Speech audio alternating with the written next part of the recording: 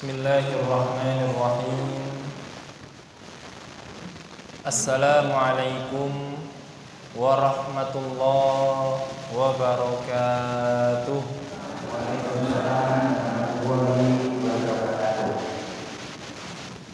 Alhamdulillahi rabbil alamin.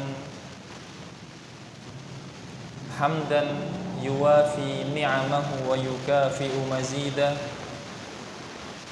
Ya Rabbana lakal hamdu kama yanbaghi li jalali wajhikal karim wa 'azimi sultanik. Asyhadu an la ilaha illallah wa asyhadu anna Muhammadan 'abduhu wa rasuluh. Allahumma salli ala sayyidina Muhammadin fil awwalin. Allahumma salli ala sayyidina Muhammadin fil akhirin. Allahumma salli alaihi fil mala'il a'la ila yaumiddin. Allahumma ja'al jam'ana hadha jam'an marhuma wa tafarruqana min ba'dihi tafarruqan ma'suma.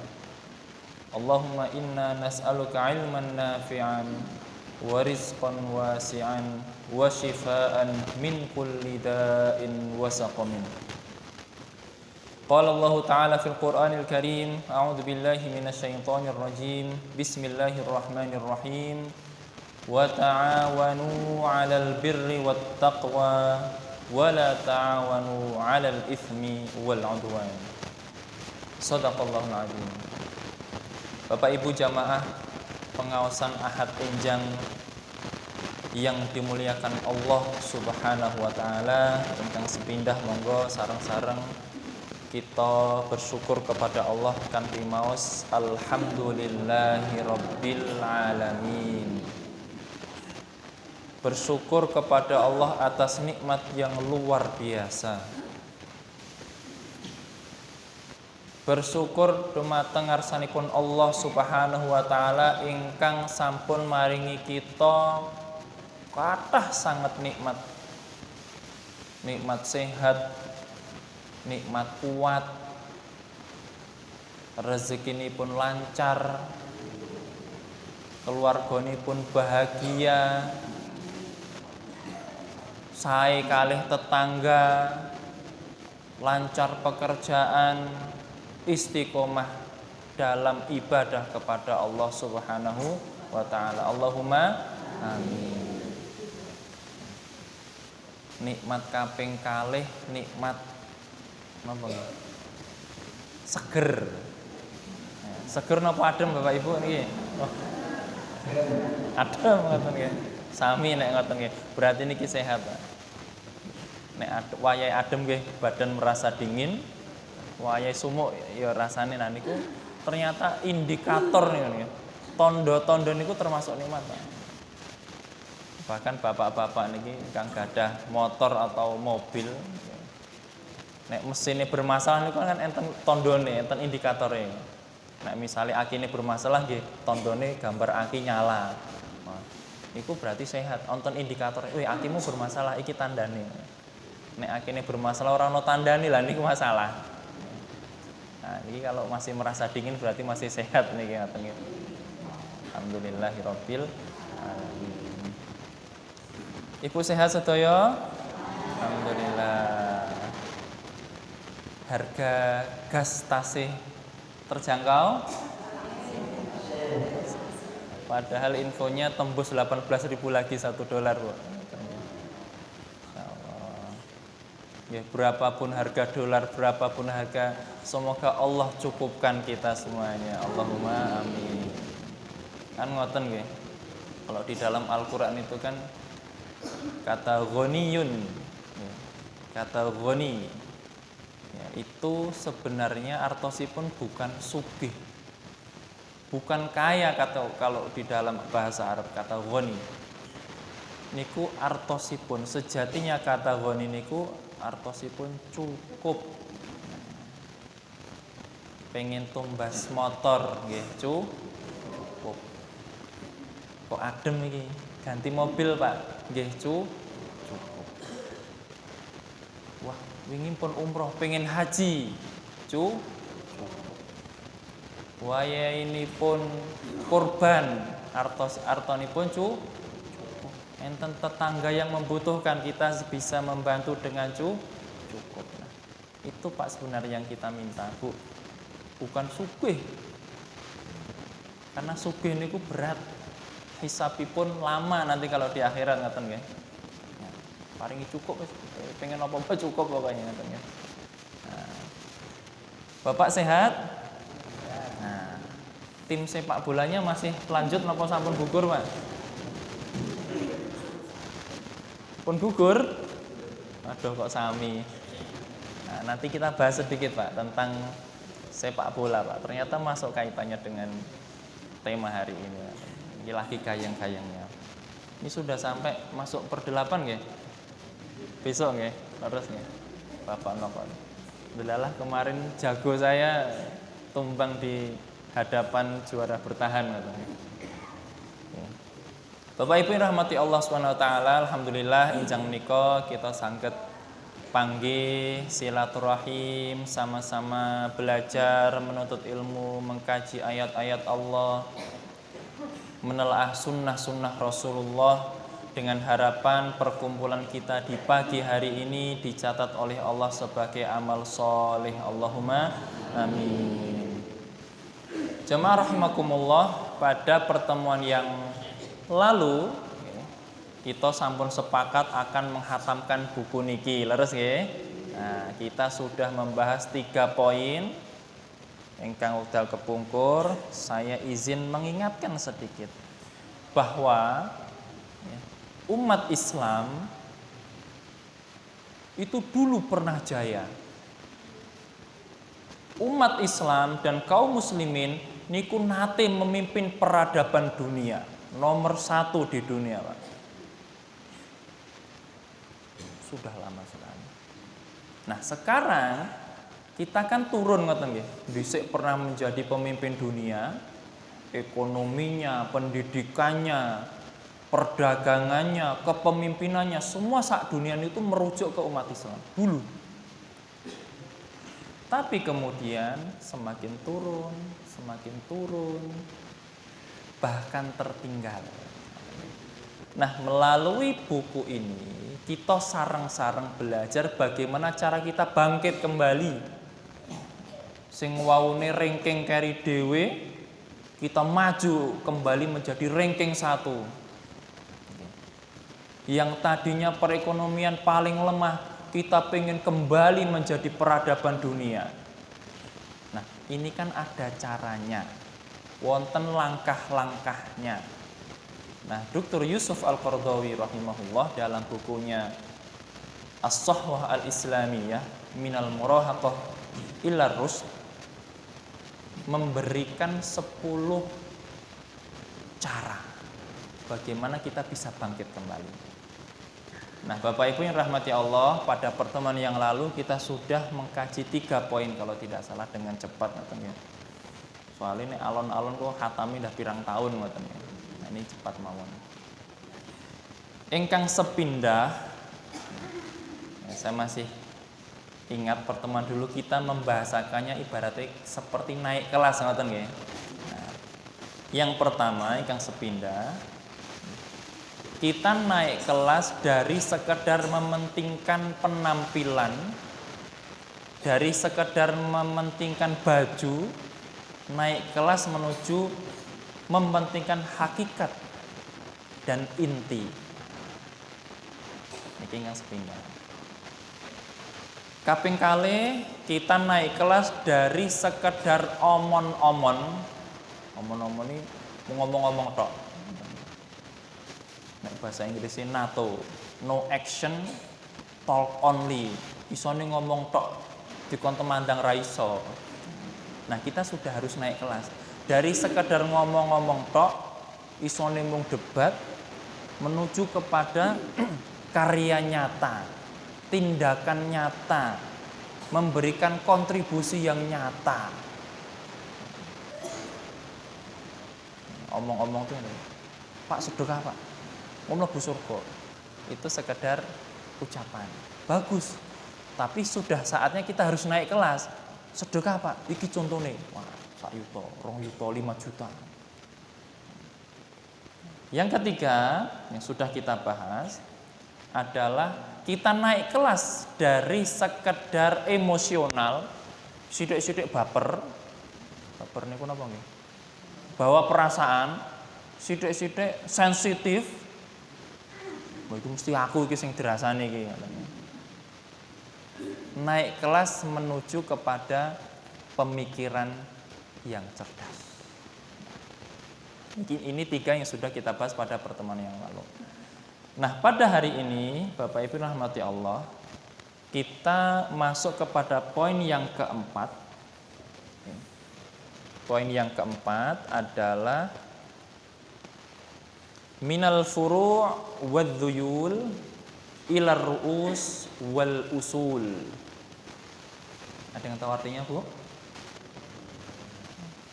Minal furu' wadh-dhuyul ilar ru'us wal usul. Niki nek basa Jawane ngoten kinten-kinten. Kita saatnya sudah harus naik kelas, munggah kelas dari sing biasane mengurusi debat habis waktu tentang hal-hal sing remeh. Atau hal-hal kalau dalam bahasa furu' niki dari hal-hal yang sifatnya cabang. Naik kelas kepada hal-hal yang sifatnya pokok. Naik kelas kepada hal-hal yang sifatnya, kalau usul itu dalam pohon itu ibaratnya ya pohone, wite, ora mung pange, bukan hanya rantingnya, tapi fokus kepada wite, batangnya yang pokok. Nah, kita kaji dulu tentang latar belakangnya. Nah, Bapak Ibu rahmati Allah SWT, sekarang ini sakjane nggih mboten sakniki tok. Sudah beberapa puluh tahun yang lalu itu umat Islam niku habis waktu ini telas, Pak, Bu, untuk sekedar membincangkan hal-hal yang sifatnya cabang, hal-hal yang sifatnya furu', hal-hal yang sifatnya ijtihadiyah. Ijtihadiyah itu tegese ya ijtihad. Si fulan memilih A, si fulan berpendapat B, dan boleh jadi dua-duanya benar. Nah, ini kalau dipaksa ya nggak akan sampai ketemu, sampai kiamat nggak akan bisa ketemu, karena memang sudah Allah tetapkan sebagai hal yang sifatnya ijtihadiyah. Nah, umat Islam banyak Bapak Ibu yang habis kepada perkara-perkara yang sifatnya cabang.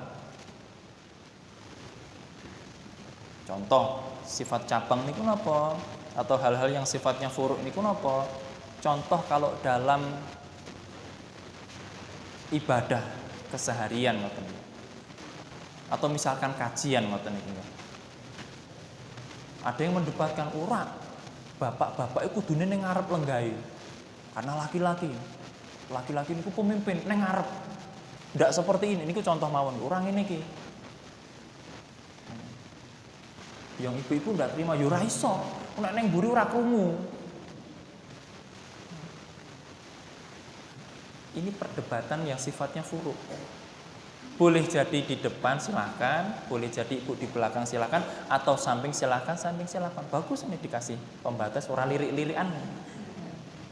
Nah, ini sifatnya furu'. Yang pokok yang mana? Yang pokok adalah yang pengajian ini, menuntut ilmu ini. Ini lebih penting daripada sekadar lenggahipun ten pundi. Maka jangan sampai memperdebatkan, bapak di sini, ibu di sini, di sana. Akhirnya pengajian ini bubar situ pengajian. Orang-orang tidak menuntut ilmu, tidak mempelajari Al-Quran dan Sunnah, ini luwih celaka. Nah, kita itu ternyata Bapak Ibu masih banyak sekali energi kita terserap kepada hal-hal yang sifatnya cabang. Bapak Ibu boleh cek nanti ketika masuk bulan Ramadan. Mungkin akan terulang perdebatan sakjane tarawih iki loro-loro kok papat-papat.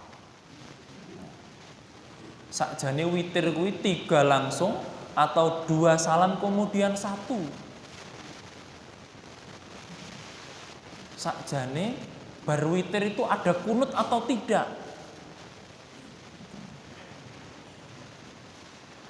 Dan masih banyak lagi energi kita yang Ibaratnya apa? Setiap tahun padahal itu bertemu lagi, tapi kok yo udur meneh, kok yo perdebatan lagi. Nah, nanti kita contohkan seberapa penting kita kenapa harus mempelajari yang sifatnya pokok. Saya masih teringat Bapak Ibu.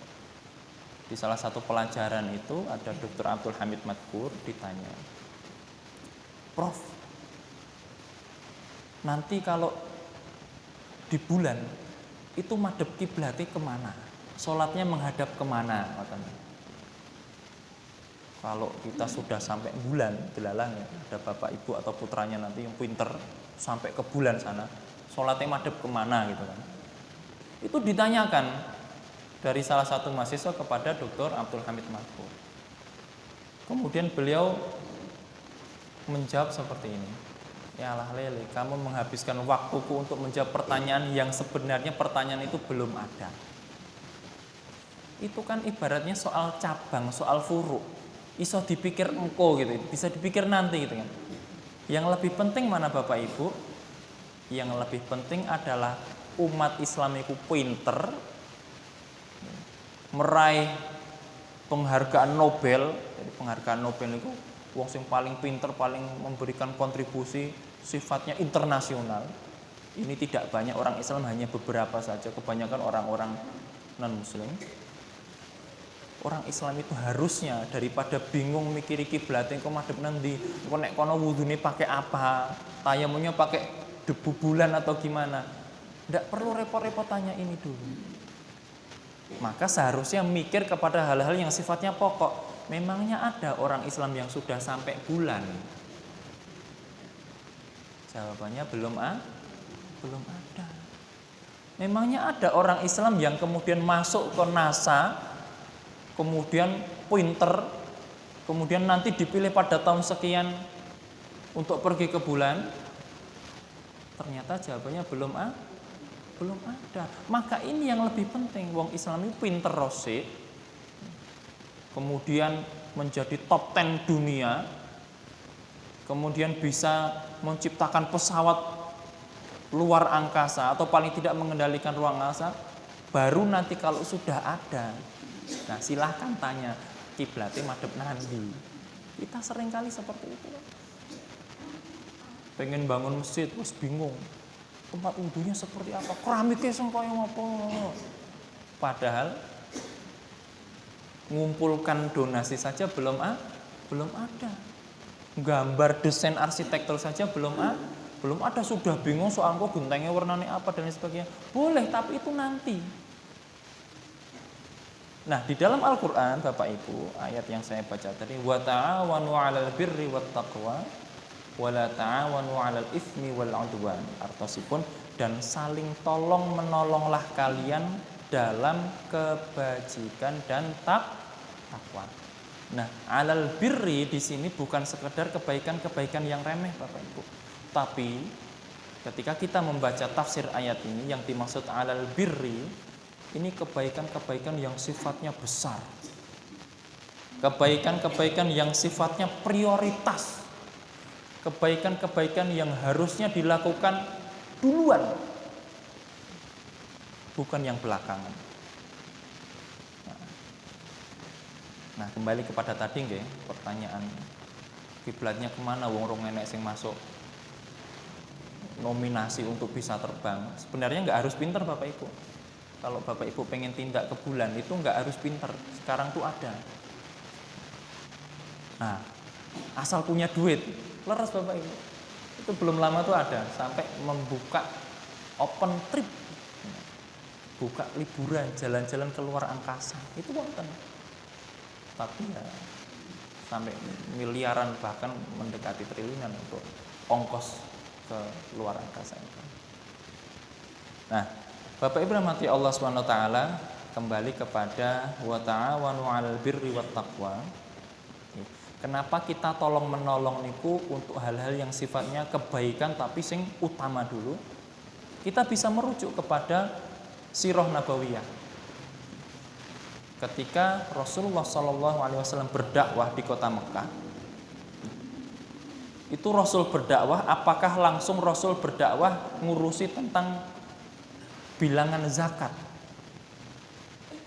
Ataukah Rasulullah sallallahu alaihi wasallam ketika pertama kali dakwah di kota Mekah kemudian mengurusi negara, bagaimana membangun negara, kemudian bagaimana undang-undang, bagaimana kesepakatan dengan saat itu ada umat Islam, ada Yahudi, ada Ahlul Kitab, bagaimana nisabnya zakat. Itu belum Bapak Ibu. Di fase Mekah Rasulullah Shallallahu Alaihi Wasallam 13 tahun itu tidak mengurusi atau belum mengurusi hal-hal yang sifatnya furu, yang sifatnya cabang. Tapi Rasulullah Shallallahu Alaihi Wasallam ketika di Mekah itu berdakwah lebih kepada tentang keimanan, tentang keyakinan kepada Allah Subhanahu Wa Taala. Bagaimana bahwa Allah itu adalah Maha Ar-Razzaq yang memberi rezeki. Bagaimana bahwa Allah itu adalah Qul huwallahu ahad, yang Maha Esa, yang satu-satunya layak dan berhak untuk disembah. Itu dulu Pak. Pikirannya diluruskan dulu, keimanannya dikuatkan dulu. Baru setelah 13 tahun imannya kuat bahwa Allah itu ahad, satu-satunya. Itu baru kemudian Rasulullah hijrah ke Madinah, barulah kemudian turun syariat yang namanya zakat. Bayangkan Bapak Ibu, imannya belum kuat, belum punya keyakinan bahwa Allah itu Maha Pemberi rezeki, ujuk-ujuk dikon kurban, ujuk-ujuk dikon zakat emas misalkan, kan berat. Atau ujuk-ujuk yang terbiasa sebelumnya nyuwun sewu minum minuman keras. Saat itu Arab memang terbiasa adatnya minum minuman keras niku kados unjukan mungkin teh ngoten niku nggih, zaman-zaman dulu itu. Kemudian kok suruh meninggalkan, ya berat. Maka harus dikuatkan dulu pikirannya, keyakinannya, keimanannya. Barulah setelah kuat disuruh meninggalkan minuman keras enteng. Suruh zakat ringan. Suruh kurban oke, apalagi suruh naik haji tidak masalah. Nah, ini Bapak Ibu menjadi catatan kita saat ini. Kita masih sering disibukkan atau seakan-akan Islam itu ya yang tadi, Islam itu ya kunut, Islam itu ya peraweh, Islam itu padahal masih banyak yang lebih besar lagi yang harus kita kuasai lebih dulu. Nah, kenapa kita memikirkan hal-hal yang sifatnya pokok ini penting? Karena satu Bapak Ibu, di dalam Islam niku wonten hukum syariah. Di dalam Islam niku wonten hukum syariah dan ada tahapannya, ada jenjangnya. Ada yang namanya wajib. Atau kita kenal dengan istilah, ada istilahnya fardu ain. Ada fardu kifayah. Ada sunnah. Ada mubah. Ada makruh, ada haram. Ini wonten tingkatan-tingkatannya. Nah, kita sebagai umat Islam harus tahu mana wajib. Yang wajib itu apa? Oh, sholat, zakat, haji, puasa. Ini wajib. Mana sunnah? Puasa Senin Kemis, sholat duha, sholat rawatib, sholat sunnah rawatib. Ini kita harus tahu. Jangan sampai kita tidak tahu Bapak Ibu. Nah, kalau sampai tidak tahu seperti ini nanti. Ada salah seorang puasa Senin Kemisnya Masya Allah istiqomah. Senin Kemis pokoknya poso, luar biasa. Tapi nyuwun sewu, dengan tetangga itu apa nih? Jutek barangkali. Dengan tetangga menyakiti. Nah, kita lihat banyak sekali di media sosial itu. Betul kata Rasulullah bahwa salah satu nikmat itu adalah tetangga yang baik, itu betul. Ada salah satu tontonan itu punya tetangga itu Masya Allah nek nyapur getane diuncalin neng ngarep omahe. Nek nyetel son buanter ra umum. Ada Pak di sini Pak? Insya Allah tidak ada, saya jamin tidak ada. Atau nek manas ke motor, mang diadep nih ke. Puasa Senin Kemis hukumnya apa Bu? Sunnah. Nek kadang-kadang tidak puasa boleh napa mboten? Boleh. Nah, hukum berbuat baik dengan tetangga napa Pak? Wajib. Napa Bu? Wajib. Hadisipun jelas. Man kana yu'minu billahi wal yaumil akhiri falyukrim jarahu. Sing sapa wonge beriman kepada Allah dan hari kiamat, maka wajib berbuat baik dengan tetangga. Nah, ini seringkali kita ketukar, sunnahnya gaspol, ternyata wajibipun luput, lupa. Tidak boleh. Nah, ini contoh. Bapak Ibu boleh ambil contoh-contoh yang lain bahwa oh ini wajib toh, oh ini sunnah toh, jangan sampai kebalik-balik. Jangan sampai kebalik-balik. Nah, yang pertama, bahwa di dalam Islam niku wonten tahapan-tahapan. Mana yang wajib, mana yang sunnah, mana yang fardu kifayah, mana yang haram, itu kita kedah ngertos. Yang kedua, bahwa dengan memikirkan atau dengan menghabiskan energi, menghabiskan waktu dalam perkara-perkara yang sifatnya furu, itu ternyata tidak sesuai dengan Al-Qur'an. Kalau kita lihat tadi nggih, cocok dengan sirah nabawiyah. Al-Qur'an niku, Bapak Ibu, ketika asbabun nuzulnya di kota Mekah, 13 tahun turun di Mekah, itu sedikit sekali membahas tentang hal-hal ibadah-ibadah yang sifatnya cabang. Lebih banyak berbicara tentang keimanan, tentang hari kiamat. Bayangkan Bapak Ibu, wong dikon kurban, nanti diiming-iming bahwasanya nanti kalau kurban itu bulunya saja satu kebaikan. Kalau satu kambing itu bulunya berapa Bapak Ibu, silakan hitung. Atau mungkin ribuan mungkin ya, satu dikali sekian. Nah, kalau orang nggak percaya bahwa nanti ada hari kiamat, nanti ada hari akhirat, Allah akan membalasnya, kira-kira apa mau Bu untuk berkorban? Ya mau, tapi mau ini perkiwah karo tanggane mungkin, bukan mau karena pahala yang Allah janjikan. Nah, ini yang kedua. Kemudian, nah contoh bahwa perbedaan furu itu sudah ada, ini sudah sejak zaman dulu. Bagaimana Imam Syafi'i berbeda dengan Imam Malik, bagaimana Imam Syafi'i berbeda dengan Imam Ahmad, bagaimana Imam Ahmad berbeda dengan Imam Abu Hanifah. Dan ternyata umat Islam tetap jalan bahwa 4 imam ini tetap menjadi teladan.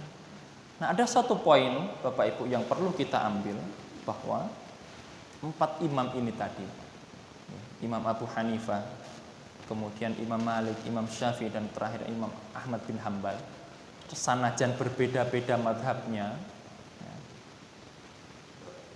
mereka berempat ini punya satu kata-kata yang luar biasa. Beliau mengatakan, hampir semuanya mengatakan, pendapatku ini benar menurut beliau ya, tapi bisa jadi salah. Yahtamil al-khata'. Menurutku ini benar. Misalkan Imam Syafi'i mengatakan bahwa sholat itu membaca Fatihah bismillahnya keras, misalkan sebagai contoh ya. Ini menurut saya benar. Tapi yahtamil khata' kata beliau, tapi boleh jadi salah. Nah, kenapa? Jangan sampai nanti membuat orang itu merasa paling benar. Tetap harus ada celah, diberikan ruang bahwa boleh jadi pendapatku salah. Akhirnya ketika dia koreksi itu mau. Kemudian wara'yu ghairi, pendapat orang lain itu menurut saya tidak kuat kalau dibanding dengan pendapatnya. Tapi yahtamilu shawab, tapi boleh jadi benar. Hampir setiap 4 imam ini tadi mengatakan hal demikian. Maka artinya apa Bapak Ibu? Bahwa setiap pendapat, apalagi istihadiyah, itu harus ada ruang toleransi, harus ada ruang koreksi. Kalau tidak ada pendapat itu maka sulit sekali. Misalkan kita punya pendapat A, kemudian ada tetangga kita, ada saudara kita, ada ustadz yang ngoreksi, ora iso pokoknya ngene iki, mati urip aku pokoknya ngene iki. Sulit untuk dikoreksi. Ya. Tapi ketika ada ruang sebagaimana dikatakan oleh 4 imam mazhab tadi, maka akan menjadi renungan. Boleh jadi benar. Coba toh tak teliti dulu. Tak baca dulu dalilnya. Jangan-jangan lebih sahih. Nah, ini yang menjadikan bahwa ketika kita berbeda dengan yang lain, itu kita ada semacam ruang, Pak, untuk toleransi. Nah, kemudian selanjutnya, kenapa memahami pokok dan tidak hanya berhenti pada hal-hal yang sifatnya cabang itu penting? Karena satu, bisa melalaikan hal-hal yang lebih besar, bisa melupakan hal-hal yang lebih besar. Contohnya pun kata, ada yang rajin umroh. Ini di berita banyak sekali, rajin umroh, tapi ternyata utangnya wakeh, dicari-cari. Bapak Ibu saya kira lihat beritanya ngoten nggih. Umroh itu kalau umroh diposting di sosial media, kemudian pokoknya masya Allah bikin orang pengen itu. Tapi ternyata buruan utangnya kathah ngoten. Ya. Apakah umroh nggak boleh utang? Ya boleh saja, tapi kan dibayar ngoten ya. Nah ini kasusnya ora dibayar, berkali-kali rantang dibayar. Ada yang sunnahnya masya Allah, sholat sunnahnya non-stop, tapi ternyata sering riba. Ini juga nggak boleh. Ada yang sholat tahajudnya rajinnya minta ampun sholat tahajud berpuluh-puluh rakaat, ning sholat subuh ora mangkat. Nah, ini kan ketuker-tuker ngoten nggih. Harusnya yang wajib dulu, malah kok sing sunah ngoten nggih. Banyak toh Bapak Ibu kan.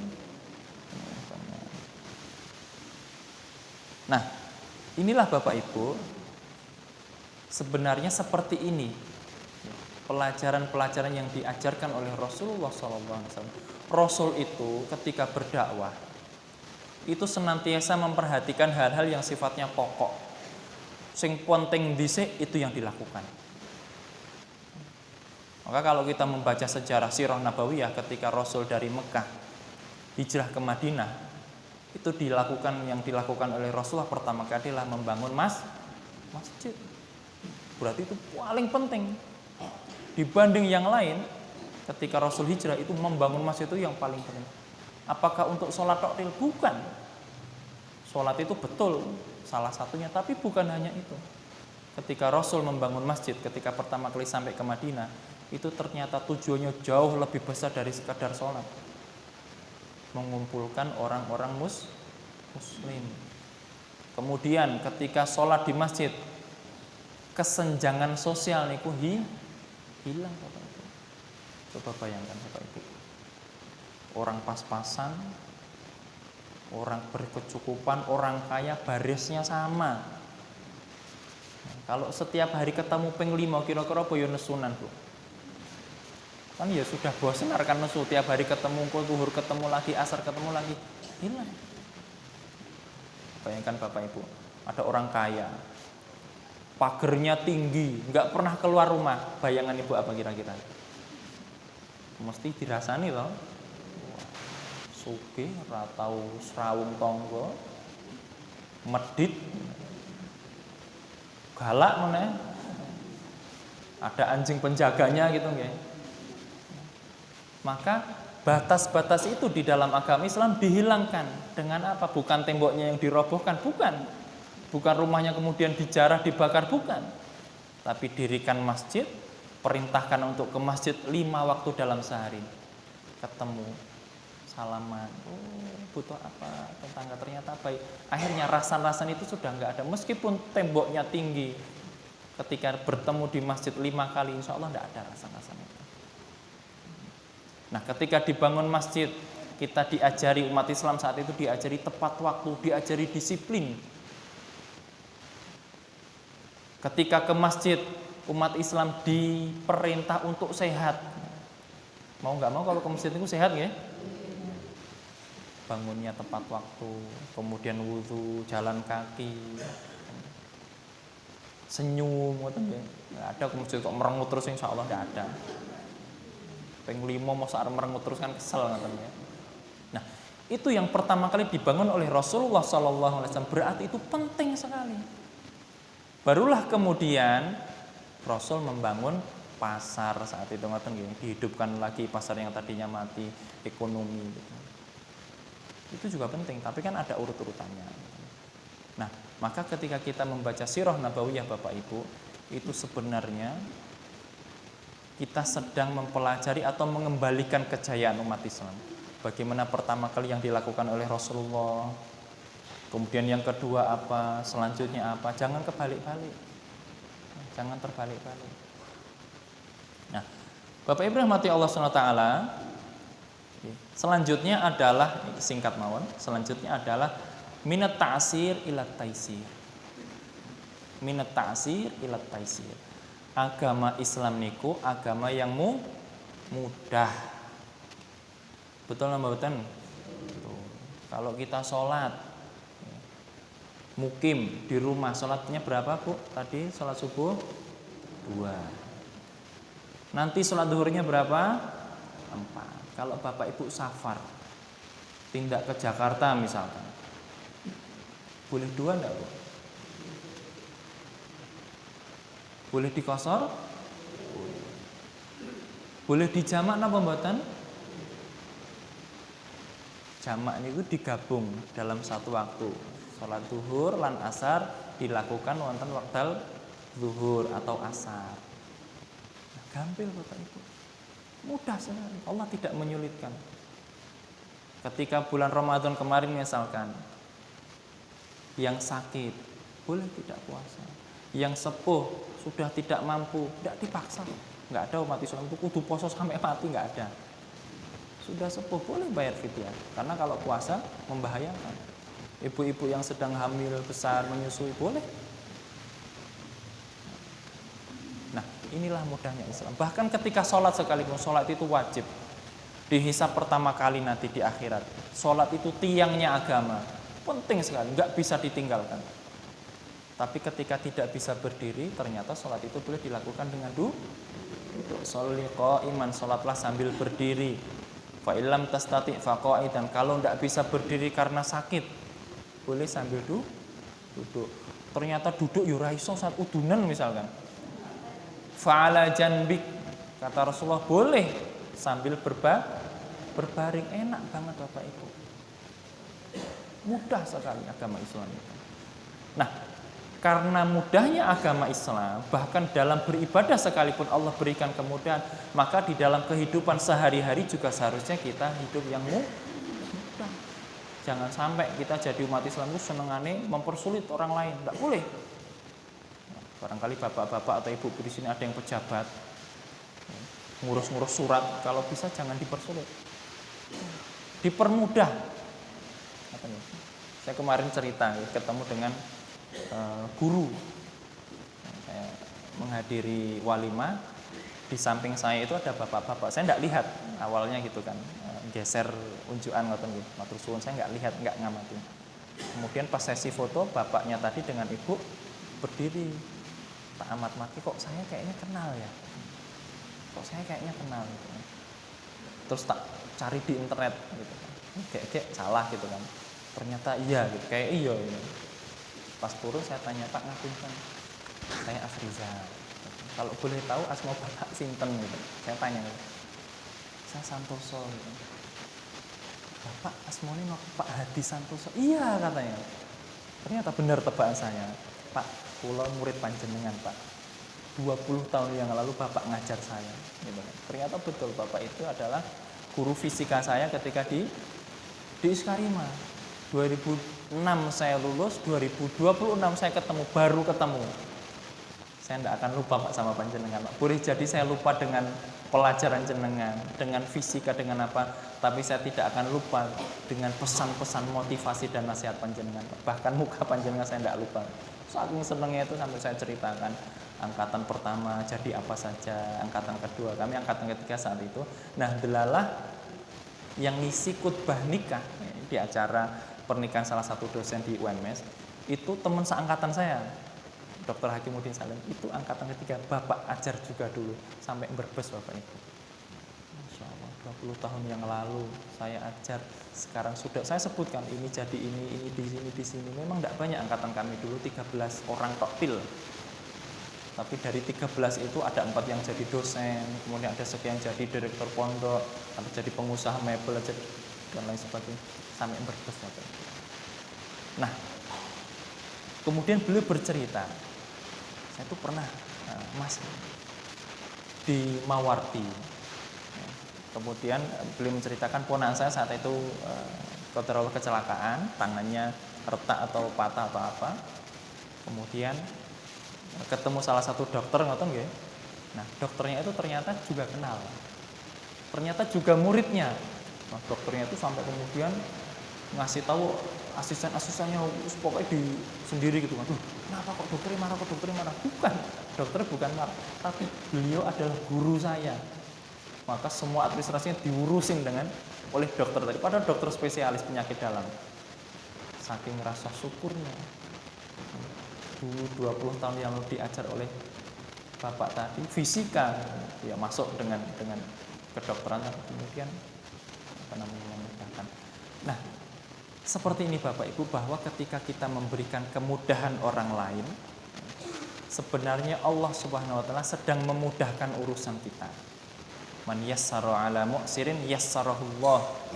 Sing sapa wong memberikan kemudahan kepada orang lain, maka insya Allah Allah jamin mudah urusannya di dunia bahkan di akhirat, kata Kanjeng Nabi.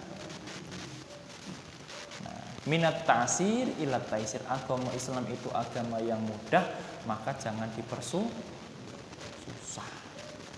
Maka kalau Islam saja memberikan kemudahan ketika kehidupan sehari-hari ada tetangga membutuhkan bantuan, maka kita mudahkan. Kita sebagai pejabat ada rakyat pengen bantuan, kita mudahkan. Ada Bapak Ibu yang barangkali jadi guru, maka jangan pelit-pelit Bapak Ibu memberikan nilai. Ada Bapak Ibu di sini yang jadi guru, jadi ustadz, ada nggak ya? Nah, ini pesan guru saya dulu. Besok kalau jadi guru, kalau jadi dosen, ojo util soal nilai. Karena nilai itu akan dibawa mati ya. Nilai itu akan dibawa sampai mati. Bayangkan Bapak Ibu, beliau menceritakan. Kalau ternyata mahasiswa itu nilainya C misalnya, kemudian dipakai untuk melamar pekerjaan, delalah HRD-nya, tim yang mau menerima tadi lihat nilainya C, ora sido ditompo, tidak dapat gawean, kemudian dia ingat sing ngei C adalah guru ini, apa enggak diingat sampai mati Bapak Ibu?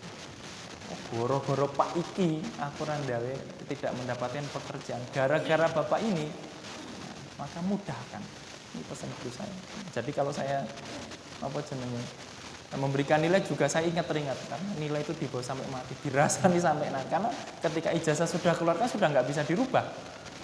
Ijazah sudah keluar sudah nggak bisa, ya di situ A ya A sampai nanti tua, C ya C sampai tua. Nah, maka seringkali ketika kita membuat nilai itu kadang kita lihat dari aspek yang lain. Oke, misalkan nilai akademiknya jawabannya misalkan mau entuk biji 60 misalkan. Tapi kita sebagai guru harus melihat, oh ternyata dia baik.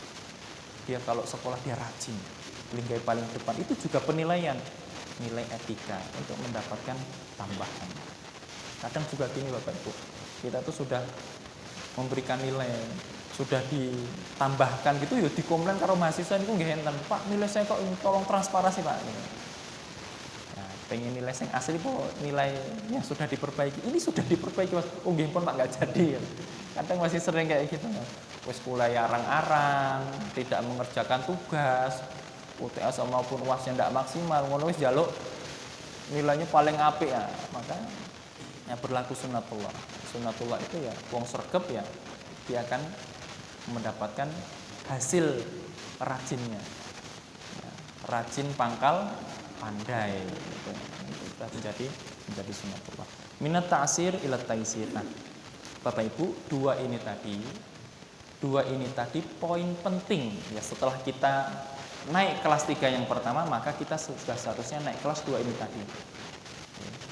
Ini kesimpulan dari materi hari ini, bahwa yang pertama adalah kita sudah seharusnya minal furu ilal usul, kita sudah seharusnya fokus kepada hal-hal yang sifatnya pokok, yang utama, hal-hal yang wajib itu dulu dibereskan, barulah kemudian ngurusi hal-hal yang sifatnya cabang, hal-hal yang sifatnya ranting. Jangan sebaliknya, kita habis waktu ngurusi tentang anakku kudu motor paling apik, anakku kudu bajune paling mewah, anakku make up kudu paling mahal. Tapi ternyata lupa bahwa anaknya belum diberi pelajaran tentang akhlak, belum dikasih tahu tentang kejujuran, belum dikasih waktu tentang kedisiplinan. Motornya bagus, bajunya bagus, ganteng, cantik, tapi kalau wayah sekolah orang nggak sampai sekolah, kan itu apa kan gitu ya. Nah, kita sudah seharusnya hal-hal yang sifatnya pokok, syukur-syukur pokoknya sudah ketangkep, barulah kemudian hal-hal yang sifatnya cabang. Yang kedua adalah agama Islam mengajarkan kita minat ta'sir ila taisir, dari yang kemudian sulit kemudian menjadi mudah. Tercontoh dalam hal-hal ibadah. Dalam hal-hal ibadah. Tidak seperti pajak, Bapak Ibu. Pajak itu mau tua, mau muda, mau sakit, mau sehat, semuanya wajib bayar pajak. Di dalam Islam, zakat tidak seperti itu. Yang mampu wajib, kemudian yang tidak mampu, dia mendapatkan santunan, mendapatkan haknya. Bahkan detail sekali, sampai 8 asnaf. Mulai dari fakir, miskin, fisabilillah, ibni sabil, apalagi wal gharimin, orang yang terlilit hutang. Ini kalau di dalam undang-undang kayaknya belum ada, Bu ya. APBN untuk membantu orang-orang yang terlilit hutang, ya, harus diusulkan itu, karena di dalam Islam sudah ada. Di dalam Islam itu ada, Pak. Ya mungkin di Indonesia mungkin belum familiar, tapi boleh. Itu termasuk asnaf zakat. Misalkan ada di kampung kita ada orang yang kemudian yang sewu pas-pasan atau mungkin kekurangan, dia harus usaha, ternyata yang sewu bangkrut, belum sukses, itu boleh kita alokasikan. Kenapa? Ada ayatnya wal gharimina. Ayat ujian. Kadang kita tuh apa? Kalau di sosial media itu sampai ramai tuh, masuk surga jalur WNI kan. Masuk surga jalaran dari warga negara Indonesia. Misalnya kenapa lu ujiannya banyak sekali. Sing uji orang Gusti Allah tapi pemimpinnya sendiri kan. Ini kadang Masya Allah. Ini Bapak Ibu yang dapat kami sampaikan tentang langkah-langkah bagaimana kita umat Islam bisa kembali jaya, umat Islam bisa kembali memimpin peradaban dunia, kita kembali memimpin dunia. Kalau dulu umat Islam itu menjadi contoh, bahkan pakaiannya itu kita contoh. Saya tadi terlewat ngoten. Saya tadi pengen nyinggung Piala Dunia ngoten nggih. Sedikit Pak, masih ada 5 menit. Ada yang dukung Argentina di sini, Pak? Jujur-jujuran mohon, Pak. Tapi kalau bapak-bapak sudah kalem, mas-mas saya takut ya. Mau digeruduk. Nah. Jadi Bu, kemarin itu Argentina lawan Mesir. Argentina lawan Mesir. Mesir sudah memimpin 2 gol, bahkan 3. Tapi kemudian 1 gol dianulir, di comeback menjadi 3-2, menang Argentina. Mesir tidak terima, pendukung-pendukung Mesir tidak terima, bahkan pendukung-pendukung selain Argentina tidak terima, karena di situ ada disinyalir ada konspirasi. Wasitnya bermain mendukung Argentina. Nah, kalau kita membaca dari kacamata tadi nggih, minal atifiyah ilal aqlaniyah, kita kan baper nggih. Misalkan kita ora seneng karo Argentina itu yo wanyel tenan. Wah, itu mesti wasite mbelani Argentina ngoten. Wanyel tenan, Bu. Ya karena golnya bagus sekali gitu, ndelalah dianulir gitu kan.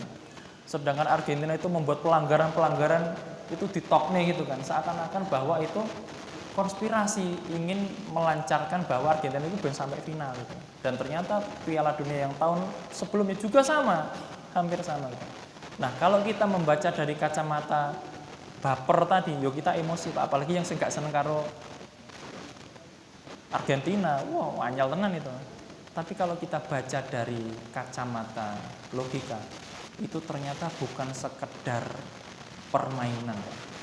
Itu di balik itu ada konspirasi bisnis yang luar biasa Bapak Ibu. Ibu-ibu, ngertos napa mboten tiket nonton Piala Dunia pinten, Bu?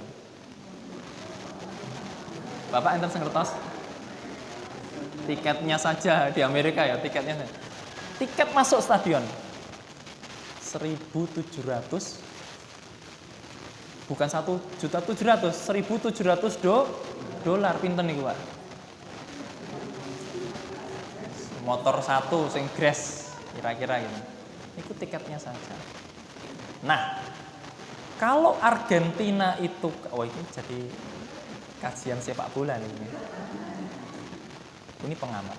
Kalau Argentina kalah, sedangkan Argentina itu adalah tuan rumah, otomatis di situ tiketnya turun 50%. Turun 50%. Dan kira-kira jadi 15 juta. Sing mau ini 20 sampai 25 juta. Otomatis bisnis turun. Belum lagi bisnis judi.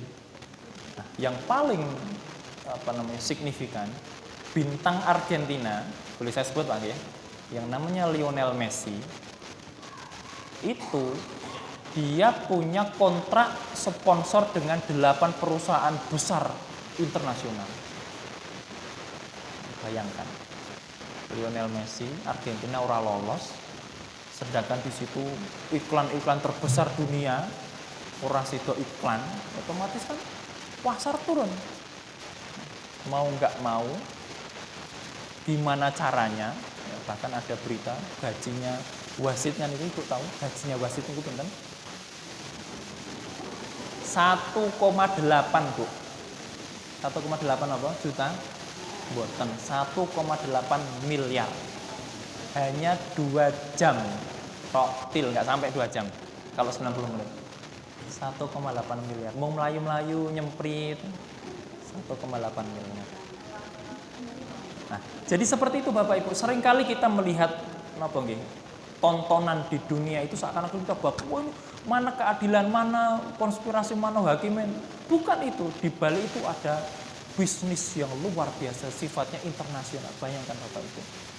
Kalau Argentina kalah, tiket turun 50%, perusahaan sponsor otomatis sudah tidak iklan di Piala Dunia, ya sudah, akhirnya perjudian juga kemudian nggak gayeng kan, ya, otomatis kan nggak gayeng, yang diunggul-unggulkan adalah juara bertahan, ya.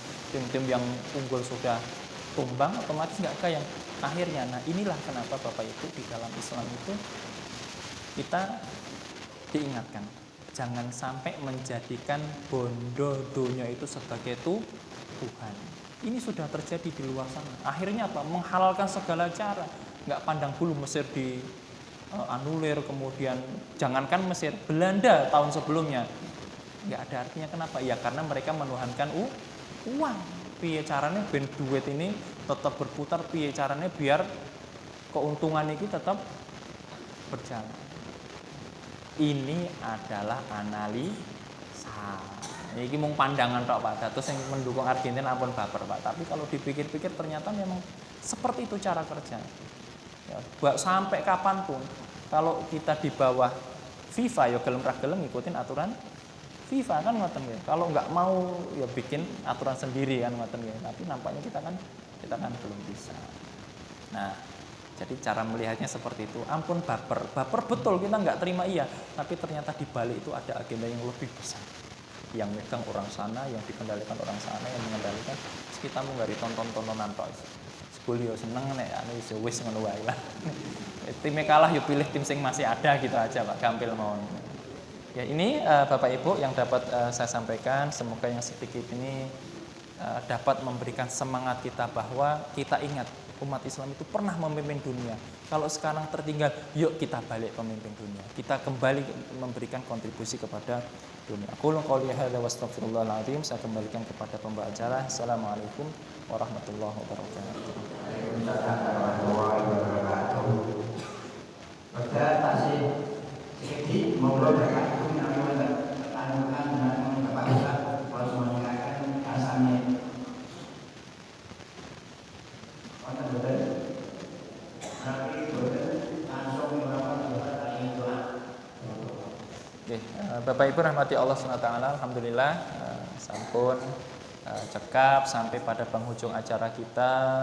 Semoga pertemuan kita, duduk kita, lenggah kita di sini 1 jam, Allah catat sebagai amal soleh. Allah lipat gandakan pahalanya. Allah berikan lantaran kita di sini sakinah, berkah, rahmah, dan Allah berikan kita istiqomah. Kita tutup dengan membaca doa kepada Allah, senantiasa Allah memberikan kita kesehatan, keberkahan, dan senantiasa istiqomah dalam beribadah kepada Allah. A'udzubillahi minasyaitonirrajim. Bismillahirrahmanirrahim. Allahumma lakal hamdu awalan wa akhira, wa lakas syukru zahiran wa batina. Allahumma salli ala sayyidina Muhammadin fil awwalin, Allahumma salli ala sayyidina Muhammadin fil akhirin, Allahumma salli alaihi fil mala'il a'la ila yaumiddin. Allahumma ighfir lil mu'minina wal mu'minat wal muslimina wal muslimat al ahya'i minhum wal amwat innaka sami'un qaribun mujibud da'awat. Allahumma alif baina qulubina wa aslih dhata bainina wahdina subulas salam. Allahumma inna nas'aluka al-huda wat tuqa wal afafa wal ghina. Allahumma inna nas'aluka ilman nafi'an wa rizqan wasi'an wa shifaa'an min kulli da'in wa saqamin. Ya Hayyu Ya Qayyum birahmatika nastaghits aslih lana sya'nana kullah wa la takilna ila anfusina tarfata 'ainin abada. Rabbana afrigh 'alaina sabra wa tsabbit aqdamana wansurna 'alal qaumil kafirin. Rabbana afrigh 'alaina sabra wa tawaffana muslimin. Rabbana atina fid dunya hasanah wa fil akhirati hasanah wa qina adzabannar. Subhana rabbika rabbil izzati amma yasifun. Wassalamun ala mursalin walhamdulillahi rabbil alamin. Wassalamualaikum warahmatullahi wabarakatuh.